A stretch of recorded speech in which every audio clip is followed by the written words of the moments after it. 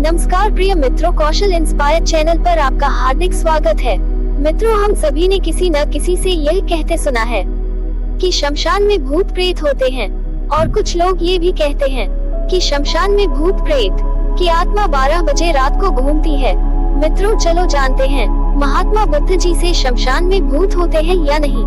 एक कहानी के माध्यम से जो भी व्यक्ति गौतम बुद्ध का शिष्य बनकर बुद्ध के साथ रहना चाहता है और बुद्ध की शरण में आना चाहता है, तो बुद्ध जी कुछ लोगों को बुद्ध बिना परीक्षा ले ही स्वीकार कर लेते थे और आश्रम में रहने की अनुमति दे देते हैं। पर कुछ व्यक्तियों को वो कह देते कि जाओ पहले एक दिन और एक रात शमशान में गुजार कर आओ।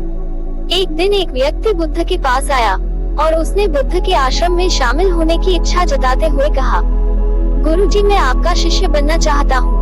बुद्ध ने कहा, तुम्हें मेरा शिष्य बनने के लिए एक दिन और एक रात पूरा शमशान में बिताना होगा, और वहाँ पर तुम जो कुछ भी देखोगे, जो भी महसूस करोगे, मुझे आकर बताओगे, तब उसके बाद ही तुम आश्रम में शामिल हो पाओगे।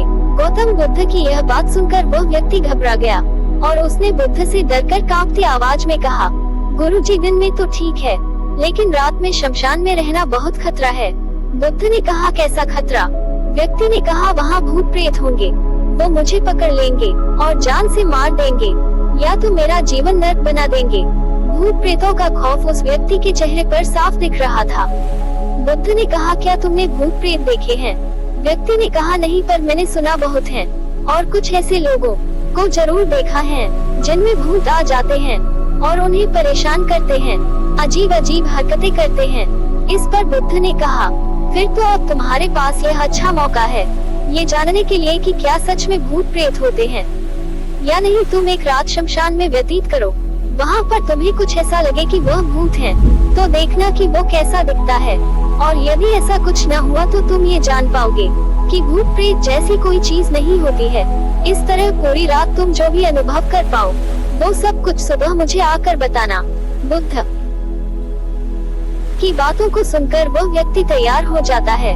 व्यक्ति बोला, ठीक है गुरुजी, मैं एक पूरा दिन और रात शमशान में गुजारूंगा। बुद्ध ने कहा कि अभी तुम स्नान कर लो और आश्रम में जाकर भोजन करके आराम करो, और कल सुबह की पहली किरण के साथ ही शमशान पहुंच जाना। व्यक्ति को आश्रम में जाने के बाद बुद्ध ने अपने 4 शिष्यों से कहा कि वह व्यक्ति कल शमशान जाएगा, तुम सब उसके पीछे जाना और उस पर नजर रखना, पर ध्यान रहे उसे थोड़ा भी न लगे कि कोई उस पर नजर रख रहा है। अगले दिन सुबह होते ही वह व्यक्ति शमशान में पहुंच गया और 4 शिष्य भी उस व्यक्ति का पीछा करते हुए एक जगह छुपकर उस व्यक्ति पर नजर रखने लगे। जब तक दिन था तब तक वह व्यक्ति शमशान में इधर उधर घूमता रहा। उसे वैसा कुछ भी अनुभव नहीं हुआ, लेकिन जैसे जैसे सूर्य ढलने के साथ अंधेरा बढ़ता जा रहा था, वैसे वैसे व्यक्ति की धड़कनें भी बढ़ती जा रही थी।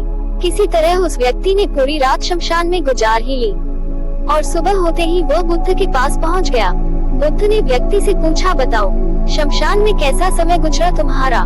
क्या तुमने कोई भूत देखा और क्या क्या अनुभव किया? व्यक्ति बोला, गुरुजी, जैसे ही मैं सुबह सुबह शमशान में पहुंचा तो वहाँ कुछ घंटे बाद मुझे कुछ लोगों की भीड़ शमशान की ओर आती दिखाई पड़ी, जो एक अर्थी लिए आ रहे थे। मैंने जब उन लोगों को ध्यान से देखा तो उनमें से कुछ लोग बहुत दुखी थे, कुछ लोग सामान्य और कुछ लोग बेहद खुश थे। वो लोग उस मरे हुए इंसान के बारे में बोल रहे थे कि इस व्यक्ति ने बहुत अच्छे कर्म किए हैं, बहुत किस्मत वाला है ये। इसके बाद उस मरे व्यक्ति के बेटे ने अपने वृद्ध पिता की चिता को अग्नि दी। अर्थी के साथ शमशान आए लोग कुछ देर वहीं खड़े रहे। चिता प्रचंड आग की लपटों से धू धू करके जलती रही और सभी लोग मायूस खड़े होकर जलती चिता को देख रहे थे। जैसे जैसे चिता की आग धीमी होने लगी, वहाँ पर मौजूद लोग भी वहाँ से जाने लगे, और थोड़ी देर बाद वहाँ पर 2 और अर्थी आई, जिसमें एक अर्थ किसी अमीर व्यक्ति की थी, जो तरह तरह के फूलों से बहुत सजी धजी थी। उस अर्थी के आसपास बहुत से लोग भी थे, और दूसरी अर्थी एक गरीब व्यक्ति की थी, जो बेहद साधारण सी थी, और उसके आसपास गिने चुने ही लोग थे। अमीर व्यक्ति की चिता चंदन की लकड़ी पर जलाई गई, जबकि गरीब व्यक्ति की चिता साधारण लकड़ियों पर जलाई गई। पहले अमीर व्यक्ति की चिता को जलाया गया क्योंकि वो अमीर था। उसके बाद गरीब व्यक्ति की चिता जलाई गई। दोनों व्यक्तियों की चिताएं जब जल गई, तो सभी लोग शमशान से चले जाते हैं, लेकिन मैं वहीं खड़े चिताओं को देखता रहा। अब बुद्ध ने कहा, तुमने उनकी चिंताओं को देखकर क्या समझा और क्या अनुभव किया? व्यक्ति ने कहा, जी दोनों की चिताएं एक समान थी। दोनों के ही शरीर उन चिंताओं में समान तरीके से ही जले। उसके बाद जब सब कुछ जलकर राख में बदल गया, तो वो रात भी एक समान ही थी। गुरुजी, उसके बाद वहाँ पर एक महिला की अर्थी आई। उस औरत का पति बहुत दुखी था, फूट फूट कर रो रहा था। अर्थी के साथ शमशान में आए बाकी लोग भी बहुत दुखी थे। वो सभी उसके पति को दिलासा दे रहे थे। और गुरुजी, मैंने उसमें देखा कि बहुत से लोग काफी बुद्धिमान थे। वो ज्ञान की बातें कर रहे थे। मैंने ध्यान से उनकी बातों को सुना, तो वह बोल रहे थे कि अर्थी की सवारी करते हुए एक दिन तो सबको यहाँ आना ही है। जीवन हमें इंसानियत और परोपकार से जीना चाहिए। अधर्म, कर्म और पाप से दूर रहना चाहिए। किसी को कभी कष्ट नहीं देना चाहिए। धन के पीछे हमेशा भागकर जो हम अपने जीवन का सुख चैन गवा बैठते हैं, और अंत में जो भी धन इकट्ठा करते हैं, सब कुछ तो यही धरा का धरा रह जाता है। गुरुजी, उसके बाद शमशान में कोई अर्थी नहीं आया। इस पर बुद्ध ने पूछा कि तुम सारी रात वहाँ रहे तो क्या कोई भूत प्रेत तुम्हें दिखा? व्यक्ति बोला, नहीं, वहाँ मुझे कोई भूत नहीं दिखा, बल्कि मन में एकदम सच कहूँ तो पूरी रात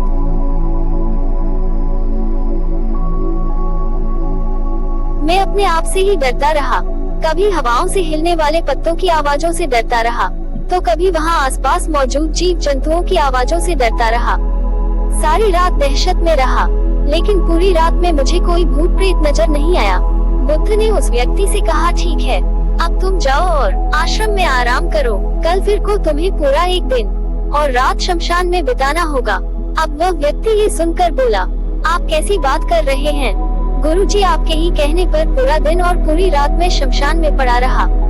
उस समय मैंने कैसे रहा मैं जानता हूँ। बुद्ध ने कहा, देखो, जो चीज तुम्हें वहाँ जाकर मिलनी थी, वो तुम्हें अभी तक नहीं मिली है। जब तक वो चीज तुम्हें नहीं मिल जाती, मैं तुम्हें अपना शिष्य नहीं बना सकता। तुम एक दिन और वहाँ रुको, तुम्हें वह अवश्य मिल जाएंगे। व्यक्ति बोला, ठीक है, मैं कल एक दिन और रात और व्यतीत कर लूंगा शमशान में। अगले दिन सुबह वह व्यक्ति बुद्ध का आशीर्वाद लेकर फिर से शमशान पहुंच गया। एक पूरा दिन और रात बिताकर वह व्यक्ति अगली सुबह फिर बुद्ध के पास पहुंचा, लेकिन इस बार उस व्यक्ति के चेहरे पर एक अलग ही तेज, एक अलग ही खुशी झलक रही थी, मानो उसे वो मिल गया हो। लेकिन बुद्ध उसके मुंह से सुनना चाहते थे, इसलिए बुद्ध ने एक ही सवाल पूछा कि क्या तुम्हें वो चीज मिली? व्यक्ति बोला, हाँ गुरुजी, मुझे वो मिल गई। बुद्ध ने पूछा कि बताओ तुम्हें वहाँ क्या मिला? व्यक्ति ने कहा, गुरुजी, मैंने जीवन का अर्थ समझ लिया है। मैंने देखा कि कुछ लोग शाम को मुझे अर्थी पर लेकर आ रहे हैं। मुझे 4 लोगों ने अपने कंधों पर उठा रखा है और मेरे पीछे कुछ 20-25 लोग रोते बिलखते चल रहे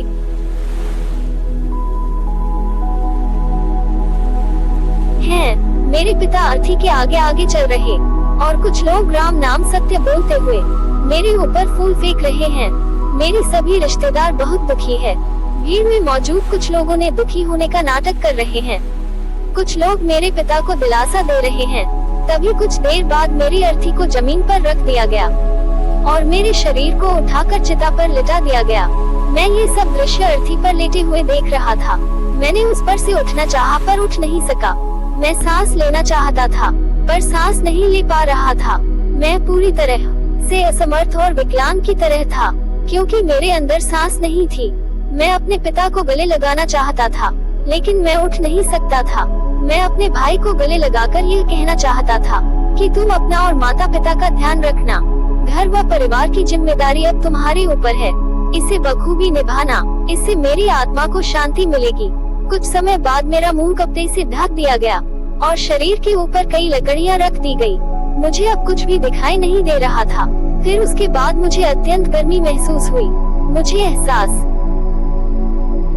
हुआ कि मुझे अब जलाया जा रहा है। धीरे धीरे लकड़ियों के साथ साथ मेरा पूरा शरीर जलने लगा। मेरा दम घुट रहा था। मैं उठना चाहता था। आखिर आग ने प्रचंड रूप ले लिया और धीरे धीरे मैं भी उस अग्नि में पूरी तरह खो गया। पूरी रात मैं खुद को ऐसा ही जलता देखता रहा। मैंने देखा कि अंतिम रूप में मैं राख बन चुका हूँ। उस पूरी रात ना तो मैं डरा न ही मुझे डर का एहसास हुआ। जब आंखें खुली तो एक तीव्र रोशनी मेरे आंखों पर पड़ी। मैंने देखा कि ये मैं वो भी शरीर, ऐसा मुझे बहुत खुशी का अनुभव हुआ। उसके बाद मेरे मन से न जाने कितने ही भ्रम समाप्त हो गए और मैं आपके पास आ गया। बुद्ध मुस्कुराए और बोले कि तुम अब आश्रम में शामिल हो सकते हो, क्योंकि तुमने अब ज्ञान रूपी उस बीज को प्राप्त कर लिया है जिसमें शरीर को भूलकर स्वयं को जानने की इच्छा होती है।